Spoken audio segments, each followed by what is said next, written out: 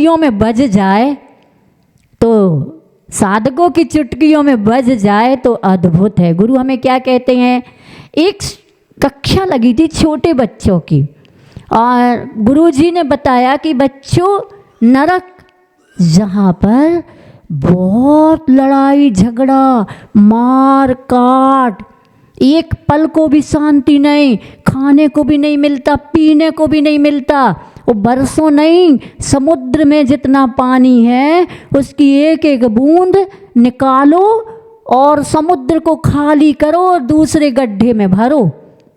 जब ये एक एक बूंद करके एक एक दिन में एक एक बूंद खाली की जाए, एक ही बूंद एक दिन में जितने वर्षों में समाप्त हो, उससे भी कई असंख्यात गुणा एक सागर होता है नरकों का। ऐसे 33 सागर तक बिना भूख प्यास के वहाँ पर सहन करते हैं। और बेटा बच्चों, स्वर्ग सब बहुत सुख है, अमृत का भोजन है।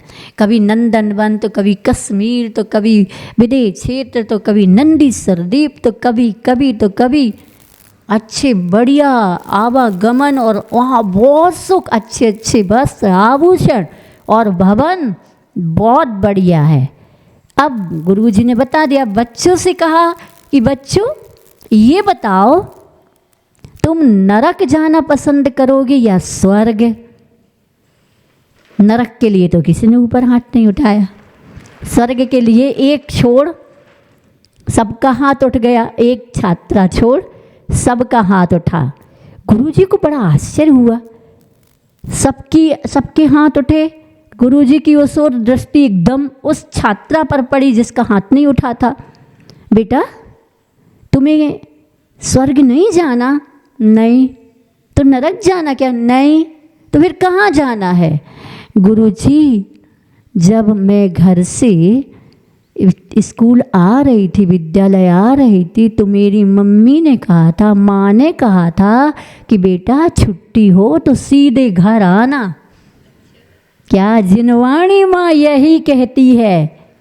क्या तुम धर्म के विद्यालय में अगर प्रवेश पा चुके हो, और आवासीय विद्यालय अर्थात अणुव्रती महाव्रती गुरु की चरण सानिध्य में आ चुके हो, तो गुरु के मुख से माँ जिनवाणी क्या कहती, बेटा कहीं मत भटकना। नरक तो कोई भी भूल के नहीं जाना चाहता है कि नहीं? नरक को कोई भी भूल कर नहीं जाना चाहता है, लेकिन अगर नरक जाने के कार्य ना छोड़े तो जाएगा ही। लेकिन साधकों को गुरु ऐसा बताते हैं माँ जिनवाणी की ओर से कि बेटा तुम जब भी यहाँ से आयु कर्म पूर्ण हो, छुट्टी हो, तो सीधे निज घर आना है। इस प्रकार का आपको प्रयास भी तो करना पड़ेगा, अभ्यास भी तो करना पड़ेगा। ऐसे होते हैं गुरु महाराज। सो उन्होंने सब साधकों को यही कहा है, सभी साधकों को, किसी को कम बेसी क्या है कि नहीं। अगर विद्यालय के छात्र छात्रा, कॉलेज के स्टूडेंट्स ये सोचें कि भैया उसको तो अलग से मिलता है और हमें तो मिलता ही नहीं है, यहाँ कंपटीशन प्रतिस्पर्धा, प्रतिशोध की क्या आवश्यकता है? पेपर 100 नंबर का आता है, कंपटीशन प्रतिस्पर्धा किसी कॉलेज के या विद्यालय के छात्र छात्रा या स्टूडेंट से नहीं करनी है। प्रतिस्पर्धा तो किसी से करनी है। सबको बराबर प्रश्न के उत्तर में करने लिखने मिले हैं, तो तुम किसी और से बढ़ने की क्यों कोशिश करते हो? आगे बढ़ जाऊं इससे, ये कोई हमसे आगे न निकल पाए, हम ही इससे आगे बढ़ जाए, ऐसा कंपटीशन या प्रतिस्पर्धा करने की क्या आवश्यकता है? अरे शोध करो, 100 नंबर का पेपर है, अपनी लाइन किसी की मिटा के नहीं, अपनी लाइन उससे बड़ी खींचो। कैसे खींचेगी? आज ऐसी कहते पूछते कैसे खींचे, कैसे खींचना चाहते हो? किसी की टांग खींच के नहीं, क्या किसी की टांग खींच के नहीं, खींचना ही है तो हाथ का सहारा दे करके गिरे को उठाओ, सहारा दो। कभी भी अपने सुख के लिए, व्यक्तिगत सुख के लिए दूसरों को पैरों से कुचलने की आवश्यकता नहीं है। पैरों से कुचलोगे तो फिर क्या होगा? फिर तो आपको आपका कर्म जजमेंट देगा कि आपका अभिप्राय क्या था। आती ना वो कहानी एक वेश्या और साधु की। एक साधु घर गृहस्थी छोड़ के साधना रत हो गया और एक वेश्या जो अपने मकान में आने जाने वालों से मिलती, भाग्य से साधु भी उसी के मकान के सामने एक वृक्ष की छांव में बैठकर साधना कर रहा है। वेश्या साधु को देखती है और साधु वेश्या को देखता है। जब साधु वेश्या को देखता है तो सोचता है कितनी सुखी है, कितने लोग आते हैं, इसको कितना धन दौलत और आनंद मिलता होगा। और वेश्या क्या सोचती, मैं कितनी पापिन हूँ, ये साधु कितना पुण्यशाली है, क्या ये साधु कितना पुण्यशाली है, कितना कर्म क्षय करता है, इसका कोई पाप नहीं है। जब जब वेश्या साधु को देखे तब तब वेश्या प्रायश्चित पश्चाताप करे और अपने को पापी कहे। और जब जब साधु की नज़र उस बिल्डिंग पर पड़े तब तक साधु को देखो कैसी, वो तो बहुत सुखी, कितने लोग आ रहे, कितने लोग जा रहे, कितना धन दौलत भर रहा घर, कितनी सुखी होगी। इसी अभिप्राय से वो साधु होने के बाद भी, सुनिए नरक में नहीं, सुनो, दोनों की एक साथ मृत्यु हुई। थोड़ा सा आगे पीछे, पहले साधु की मृत्यु हुई, साधु को स्वर्ग में स्थान मिला। अब सुनते हैं कि स्वर्ग के गेट पर साधु खड़ा है, कोई भी लेने ही नहीं आया। साधु इंतजार कर रहा कि हमने तो सुना था कि स्वर्ग जब जाता है साधु तो उसका बहुत स्वागत होता है, सम्मान होता है, देवता आते हैं और फिर उसको बड़े उससे ले जाते हैं। उसने देखा थोड़ी देर के बाद वही वेश्या भी मर के उसी स्वर्ग में आई जहाँ साधु। जैसे ही वेश्या का जीव वहाँ पहुँचा तो वहाँ पर देवों ने उसका सम्मान किया, बैंड बाजे बढ़िया जय जयकार। तो साधु कहता हद हो गई, मध्यलोक में तो सुना था राजनीति चलती है, लेकिन ऊर्ध्वलोक में भी राजनीति आ गई। जैसे आदि ब्रह्मा आदिनाथ के समूह शरण में मारीच, जब भरत चक्रवर्ती ने पूछा मेरे परिवार में हे भगवान और कौन मोक्षगामी है, तब आदिनाथ की दिव्य देशना में आया कि अंतिम तीर्थंकर महावीर मारीच होगा। वो खड़ा हो गया, अच्छा ये राजनीति कब से, तुम पहले बन जाओ और हमें अंतिम बनाओ, मैं पहला बनूंगा। और निकल जाता है समूह शरण से। अंतिम तो बनना ही था, नहीं निकलता तो फिर भगवान की दिव्य देशना का क्या होता। इसलिए देशना के अनुरूप उसके परिणाम हो गए, देशना के अनुरूप परिणाम नहीं। वहाँ के स्वागत सम्मान करने वाले से दिन रात पाप करती थी, फिर भी इसको सम्मान के साथ अंदर ले जाया जा रहा। मैं दिन रात साधना करता था, फिर भी मेरे लिए कोई भी एक सम्मान के लिए कहने वाला भी नहीं कि अंदर प्रवेश करो, ये तो ठीक नहीं है। तब वहाँ पर कहते हैं उसके संरक्षक बड़े ने आके कहा भैया तुम्हारा तो रिजल्ट बही खाते में ये बता रहा कि तुम साधु थे, लेकिन इसके पाप की अभिप्राय में आपके साधना में दिन रात देखो वो कितनी सुखी। मतलब पाप के कार्यों को देख करके आप निरंतर उसी का ध्यान करते थे, वही अभिप्राय में घूमता था। और ये वेश्या जब जब आपको देखती थी तब तब उसके मन में गिलानी आती थी, मैं कितनी पापिन हूँ, मैं कितनी निकृष्ट हूँ, मुझे पाप करना पड़ता है। देखो ये कितना अद्भुत है, महान है, ये साधना रत है। बस इसी से हम नहीं करते हैं, कर्म ही जजमेंट देता है। क्या? कर्म ही जजमेंट। आपकी अदालत नोटों में बिक सकती है, आप अदालत को भी नोटों में खरीद सकते हो। जब तक तुम्हारे पुण्य का उदय है तो अदालतें भी खरीद दी जाती हैं, और आप करोड़ों रुपये भर करके न्याय नहीं देने के लिए आप कुछ भी प्रयास कर सकते हो। जिसका पाप का उदय है वो न्याय मांग रहा है, सत्य के लिए कह रहा है। लेकिन ध्यान रखना, ये कर्म की अदालत कोई भेद नहीं डालती है। कर्म की अदालत में आज तक गड़बड़ी नहीं हुई, एचएससी का कहना है। क्या? कर्म की अदालत में आज तक गड़बड़ी नहीं हुई, एचएससी कहते। और अगर मैं आपको हकीकत बता दूं तो अंतःकरण आपका कभी भी गलत नहीं बोलता।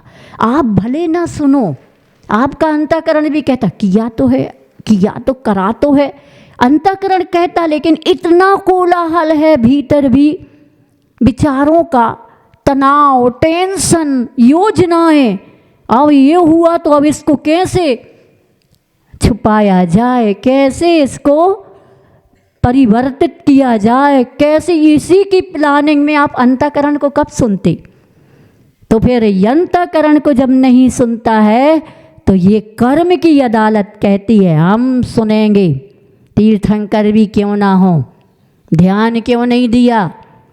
जब कर्म व्यवस्था कर रहे थे, सटकर्म की व्यवस्था कर रहे थे और लोग भूखों मरने लगे, त्राहिमाम करने लगे, तो क्या करें? बोले खेती करो। खेती करवाई, गन्ने की खेती हुई। अब वो क्या करें? बैल मुंह मारे। उन्होंने कहा ये तो मुंह मार रहे हैं, नुकसान पहुंचा रहे हैं, तो मूसिका लगा दो।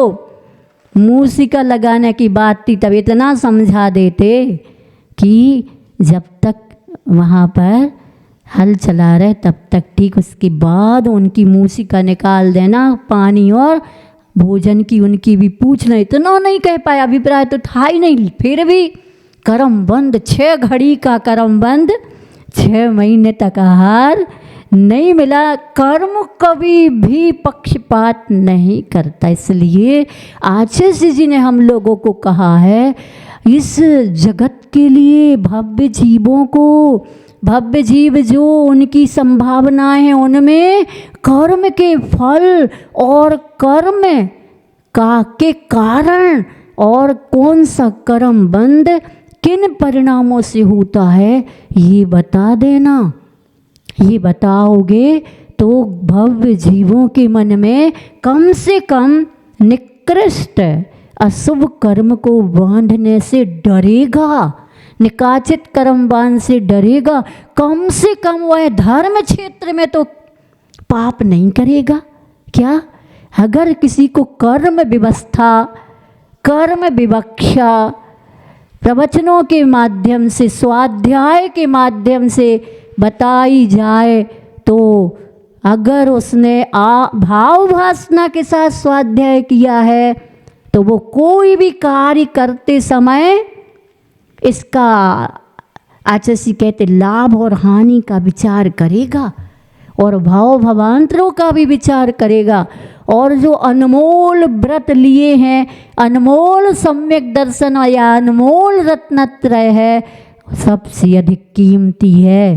बताओ ना, कोई बर्तन मांजना है और बर्तन मांजने के लिए राख नहीं मिल रही है, तुम्हारा क्या डेमिम, कौन सा पाउडर, बिम पाउडर भी नहीं है और बाजार बंद है, हड़ताल है। बर्तन तो चारों ओर से सबको खाना खिलाया, काफ़ी फंक्शन था, अब बर्तन पड़े हैं झूठे, अब क्या करें, राख भी नहीं है, कोई पाउडर भी नहीं है, सर्फ भी नहीं है, अब तो क्या करें। थोड़ा सा बर्तनों की शुद्धि का तो ध्यान रखने वाले हैं, इसलिए बर्तन कल तक झूठे छोड़ना नहीं है। तो अब क्या करें, रत्न रखे हैं, रत्नों को जला दो, राख बना के बर्तन मांज लो। क्यों, ये क्या है, ये आपकी बुद्धिमानी है? नहीं है ना, ये तो क्या है, आपका महान अज्ञान। ऐसे ही रत्नत्रयों को, सम्यक दर्शन को, सम्यक ज्ञान को जड़ के कारण उनको विकृत कर दो या नष्ट ही कर दो, शोभा नहीं देता है। इसलिए आचार्य का कहने से युग को विपाक विषय, अपाय विषय धर्म ध्यान के साथ उनको भगवान की आज्ञा क्या है, गुरु की आज्ञा क्या है, निरंतर याद दिलाते रहना। आचार्य निरंतर याद दिलाते रहे। आचार्य ने एक बार कहा भी था, देखो भैया, हम आप लोगों को बार बार टोकते हैं, बार बार रोकते हैं, ताकि आपकी आत्म साधना की गति कम ना हो जाए। गति का मतलब स्पीड कम ना हो जाए। तो अच्छे से भैया, हम तो कैसा है, हम तो वैसे हैं जैसे कोई सर्कस देखा आपने, आप लोगों ने सर्कस देखा? अब आज व्हाट्सएप मोबाइल का सर्कस, सर तो है ही नहीं उसका, अब तो मोबाइल मुँह बाएँ हैं, उसमें जो कुछ भी हो सब वो आपको ही अंदर करने के लिए मुँह बाएँ हैं, अंतरंग में नहीं, अपने अंडर में करने के लिए। तो ऐसे से कहने लगा कि सर्कस में सिंह होते हैं, जानवर होते हैं, जोकर होता है, रिंग मास्टर होता है। जब वह अपनी करामात दिखाते हैं ना जानवर, तो वो अपनी गति कम करते हैं। जब स्पीड कम करते हैं तो रिंग मास्टर रिंग की आवाज़ देता है, मारता नहीं है। रिंग की आवाज़ से उनकी स्पीड बढ़ जाती है। बस इतना ही गुरु कर सकते हैं, आवाज़ दे सकते हैं, लेकिन भीतर तो तुम्हारे एक द्रव्य जब दूसरे द्रव्य का कुछ कर ही नहीं सकता है, तो हम और तो कुछ नहीं कर सकते। थोड़ा तेज़ी से भी बोल सकते हैं, फिर भी अगर आपकी पात्रता है तो आपको एहसास भी दिलाता। अगर आपने कह दिया मुझे संभालना, बार बार ऐसा कह दिया है, तो भी गुरु ध्यान रखते हैं। क्योंकि मैं इस बात को इसलिए कह कि जब मैं पत्र लिखती थी आचार्य जी के लिए, कोई व्रत लेना या प्रतिभा स्थली प्रतिभा मंडल के विषय में कुछ जानकारी लेना है, तो मैं कभी भी ये नहीं पूछती थी कि आचार्य जी हमारे पत्र में कोई गलती हो तो आप मुझे ज्ञात कराएं। गलतियों की क्षमा तो मांगते, कुछ गलत लिख गया हो तो क्षमा करना। तो मैंने जिस बार लिखा, ऐसा मुझे एहसास हुआ कि मुझे ऐसा लिखना चाहिए, क्योंकि आचार्य जी कभी भी चला करके किसी को कुछ नहीं कहते। कोई भी हो, कितनी भी बड़ी गलतियां करे, लेकिन आचार्य ने आज तक चला करके नहीं कहा कि तुम ऐसा करते, और कोई कहता तो विश्वास भी नहीं करते थे। क्योंकि आचार्य जी का अपना इतना पवित्रता का, निर्मलता का, रत्नत्रय का उनके जीवन में साधना का पक्ष था कि वो सोचते थे कि जिसको, लेकिन सामूहिक देशना देते थे, सबको ज्ञात करते थे। देखो इस व्रत कैसे महत्वपूर्ण है, व्रतों का पालन कैसा करना चाहिए। ये बहुत भव भवांतरों में हमने ख्याति पूजा लाभ धम्मम भोगणे में तम, अपना नाम हो, अपनी चाह ख्याति हो, पद प्रतिष्ठा हो, हम ही सबसे आगे बढ़ जाएं, हम ही ये करने वाले दिखें कि और किसकी औकात है और किसी की तो औकात ही नहीं है। हम औकात अपनी गुरु को दिखाएं। गुरु को औकात दिखाना तो बहुत बड़ी भूल है, अभिमान है, घमंड है। और गुरु से आगे बढ़ना भी ये सबसे बड़ी हम शिष्यों की भूल कि हम गुरु से आगे बढ़ रहे, हम गुरु से आगे बढ़ रहे, बढ़ा रहे। गुरु तो तुम्हें साधना पक्ष सिखाते हैं, लेकिन फिर भी गुरु ने कभी नहीं। इसलिए हमेशा ध्यान रखना चाहिए कि जब कलश स्थापित करते हो ना, तो गुरु से बढ़ के किसी की बोली ना जाए तो ये एक विनय है।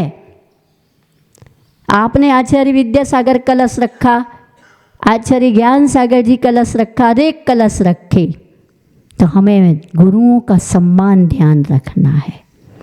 ऐसा नहीं होना चाहिए कि किसी का शास्त्र बोली रखी, गुरु जी के लिए शास्त्र देना है, तो किसी की जो छोटे उनकी अधिक हो जाए और जो बड़े हैं उनकी छोटी हो जाए। ये हमारा, वो नहीं कहते कि हमसे बढ़ के किसी को भी काम नहीं करना, हमसे बढ़ के किसी को मंदिरों का निर्माण नहीं कराना, हमसे बढ़ कर के कोई किसी को भक्त और हमारे ही सानिध्य में आकर के अच्छे से बैंड बाजों के साथ आवागमन नहीं करें, कुछ नहीं कहते गुरु। लेकिन ये तो हमारे स्वतः गुरु के प्रति बहुमान होता है, तो हम स्वतः ही अपने आप को कंट्रोल करते, संतुलित करते नहीं। ऐसा तो हमारा स्वभाव होना ही नहीं चाहिए। गुरु ने कितना कहा है हमें उतना ही करना। तो हमने लिखा, आशीष जी आप हमारे पत्र की कभी भी गलतियां नहीं बताते हैं। तो आशीष ने पत्र पढ़ रहे थे, तो उसी समय ब्रह्मचारिणियों को कहते हैं, हमने लिखा कि आशीष जी आप अहिंसा का शंखनाद कर रहे। इंदौर 97 की बात है, छत्रपति नगर में हम लोग का चातुर्मास हुआ। मांस निर्यात बंद करो का उस समय अभियान चल रहा था आशीष जी के साथ। तो हमने कहा आशीष जी आपने तो मांस निर्यात बंद करने का अभियान का शंखनाद किया है, अब हमें मालूम है कि शंखनाद कैसा लिखा जाता है, लेकिन हमने खा के स्थान पर का लिख दिया होगा और मैंने दोबारा देखा नहीं जल्दी में। तो आशीष ने कहा उसको कहना शंखनाद होता है, शंखनाद नहीं होता। और वो कह, आशीष ने दूसरी बात कही, वो जल्दी लिखती है ना, फिर दोबारा शायद पढ़ नहीं पाती होगी, पढ़ती नहीं होगी दोबारा, इसलिए। तो कितने उससे आशीष ने कभी कितनी हम गलतियां करते होंगे, मिस्टेक करते होंगे, लेकिन नहीं बताई। हमने लिखा तो अवश्य बताई। तो ऐसे आचार्य भगवंत हमें हमेशा कहते इधर उधर मत देखना, आकर्षण में मत पड़ना, अपने को शिविरों के चक्कर में नहीं पड़ना हम लोगों को। क्योंकि हम लोग 94 का जब चातुर्मास जबलपुर में हुआ, तो जबलपुर में ये हेमंत काला, भरत काला, ये लोगों का भाव था कि माता जी आपके सानिध्य में हम शिविर लगाना चाहते हैं। तो आशीष जी ने कहा नहीं, अपने को हम लोग को आशीष ने कहा आप लोगों को प्रवचन भी ज़्यादा अधिक नहीं देना है, तत्व चर्चा भी अधिक नहीं करनी, चर्चा में सिर्फ चर्चा ही होती है। दीवाल की ओर मुख करके अपने आत्म तत्व का क्या करना है, अवलोकन करने की साधना करो। हमसे कहा देखो अध्यात्म तो जीवन में आज पूर्ण नहीं आ सकता है, तो कम से कम अध्यात्म की भूमिका तो बना सकती हो। ये हम लोगों को समय समय पर ऐसा कहा है।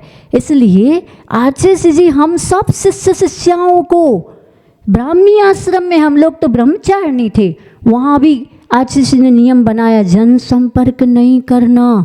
आश्रम कर्म काटने के लिए है, दिन काटने के लिए नहीं। मतलब आशीष को हमने अधिकार दिया तो उन्होंने अधिकार के साथ हम लोगों को भी संकेत दिए। तो ऐसे हम सभी के आचार्य भगवंत तो ऐसे कमल की तरह जिन वाणी की, जिन शासन की उस गंध को, सुगंध को, उस खुशबू को हम सबकी नासिका को तृप्त करते रहे, आत्म तत्व को भी, मन को भी तृप्ति मिलती रही। ऐसे आचार्य भगवंत के लिए जिन्होंने हमें कहा है कि ना नरक ना स्वर्ग के द्वार खोलना है, न नरकों के द्वार खोलना है, हमें तो अपने आत्म तत्व के द्वार खोलना है। सो आज की इस देशना को योगेश अलीगढ़ भी सुन ले, भविष्य में हम बताने वाले हैं। जिन्होंने अभी आचार्य जी के लिए भी बहुत बुरा कमेंट्स किया है, मैं और उन्होंने ब्रह्मचारिणी रेखा और के लिए भी कमेंट्स किया है। मैं समय मिलने पर उनको भी आगम से जवाब दूंगी और वही जवाब दूंगी जो हमारे आचार्य जी का दुनिया में हकीकत है, कोई ख्वाहिश नहीं। आचार्य विद्यासागर का दुनिया में कोई जवाब नहीं, वो लाजवाब लाजवाब लाजवाब। तुम लोग इतने कमज़ोर बुद्धि के निश्चय नय का आश्रय सहारा लेकर के तुम साधुओं को मूलाचार संविधान बताने चले और तुम घोषणा करने चले कि वो कहाँ है। तुम्हारी बुद्धि को तो निकाचित कर्म बन गया है।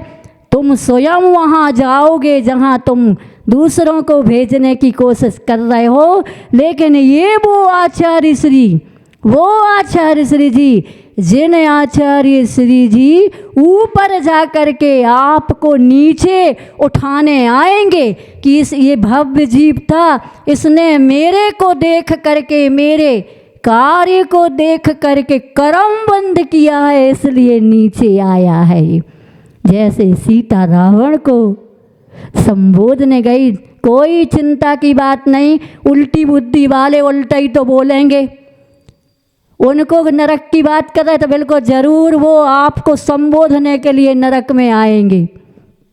16वें स्वर्ग के देव तीसरे नरक तक जा सकते हैं, प्रथम से 16वें तक के, और भिड़ाने के लिए जाते हैं अम्बारीश इत्यादि जाति के देव। सब लोग सुन लें, जो योगेश जैसी वृत्ति प्रवृत्ति करके गुरु को अपमानित किया वो भी सुन लें, और वह अलीगढ़ का योगेश भी सुन ले, क्योंकि अलीगढ़ के ताले अभी हमारे पास ताले भी है और चाबी भी है। उनके मुख में ये ताला लग जाए, समाज ध्यान रखे। ये तो उठते हैं बीच बीच में, क्या मेंढकों जैसे उछलते हैं सब, मेंढक की तरह। मेंढक कभी तराजू में तुलते हैं? क्यों बताइए, मेंढकों को तराजू में तोल सकते? एक को रखोगे, जो रखा हुआ है वो उचक के, ये ऐसे ही उचकते अवसर पा करके। आगम क्या पढ़ लिया, आगम की 2-4 गाथाएं क्या सीख ली, सब उचकने लगते हैं और महान गुरुओं को तौलने लगते हैं। तुम क्या तौलोगे, तुम तो खोलोगे। तुमने तो ऐसा ठेका ही ले रखा है कि कोई आगे जा नहीं सकता और कोई आगे बढ़ नहीं सकता, और आप दूसरों की बढ़ती को देख भी नहीं सकते थे, और जितनी बढ़ती हुई है आप उसको भी कम करने में लगे हो। इसलिए सबको ये चेतावनी है कि कोई भी अपना मुख ना खोले, क्योंकि हमने एक और पढ़ा था कि जब इंसान जिंदा रहता है, अच्छा इंसान जिंदा रहता है तो उसकी निंदा होती है, और मृत्यु के बाद तो उसकी तारीफ होती है। लेकिन मैंने थोड़ी सी देर चिंतन किया, मैंने कहा हमारे आचार्य जी गए ही नहीं हैं, वो तो जीवित हैं, और जब तक जीवित रहेंगे ऐसे खलनायकों के लिए उनकी निंदा करने का अवसर मिलेगा। लेकिन भगवान से प्रार्थना है कि इनको भी सद्बुद्धि मिले, इनको भी सद्बोध मिले, ये बोध का शोध करें, और शोध के साथ अपनी आत्मा को शुद्ध सम्यक दृष्टि बना करके वो भी गुरु के समूह शरण में, जैसे कमठ पारसनाथ के समूह शरण में चला गया ना उपसर्ग करने के बाद, प्रार्थना है ये भी अपनी आत्मा में ऐसा कोई प्रयास पुरुषार्थ कर लें कि आचार्य भगवंत के आगे देव के बाद जो मनुष्य पर्याय धारण करेंगे चौथे काल में अविदेश क्षेत्र में, तो प्रार्थना है तुम भी उस समूह शरण में पहुंच जाना और परख लेना और देख लेना कि हम नीचे क्यों बैठे हैं, और वो समूह शरण के तीर्थंकर बन के समूह शरण में बैठ करके उनकी दिव्य देशना को सुनोगे। और भी आगे मैं कहती रहूँगी, तो सम्यक दृष्टि जीव इंद्रपद पाते हैं। इसी भावना के साथ बोले भगवान महावीर स्वामी की, संत श्रोमणी आचार्य भगवंत गुरुदेव श्री विद्यासागर जी महाराज की, गुरुनाम गुरु श्री ज्ञान सागर जी महाराज की, आचार्य भगवान श्री समय सागर जी महाराज की, 3 काम 9 करोड़ मुनि राजों की।